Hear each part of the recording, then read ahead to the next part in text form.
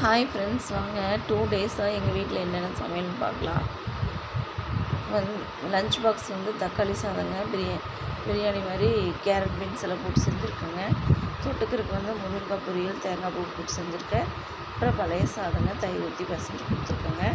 அடுத்த நாள் பார்த்திங்கன்னா ஒயிட் ரைஸு, கேரட்டு, பீன்ஸு, முருங்கைக்காய், கத்திரிக்காய், உருளைக்கிழங்கு இதெல்லாம் போட்டு சூப்பராக காய்கறியெல்லாம் நிறையா போட்டு செஞ்ச சாம்பாருங்க. இந்த காய்கறியோடு சாப்பிட்டிங்கன்னா எம்மையாக இருக்கும். அது போக ரசங்க. அப்புறம் எங்கள் வீட்டுக்காரர் நைட்டு உப்புமா செஞ்சு கொடுக்க சொன்னார். அதனால் வெள்ளை ரவை செஞ்சுருந்தேங்க. தொட்டுக்கிறதுக்கு எக் ஃப்ரை பண்ணியிருந்தேங்க. அப்புறம் பப்ஸ் வாங்கிட்டு வந்திருந்தாரு. அதெல்லாம் தொட்டுக்கிட்டு வச்சு சாப்பிட்டேங்க. அது போக குழந்தைங்களுக்கு லீவ் விட்டதுனால ஸ்நாக்ஸ் நிறைய வாங்கிட்டு வர சொல்லியிருந்தாங்க.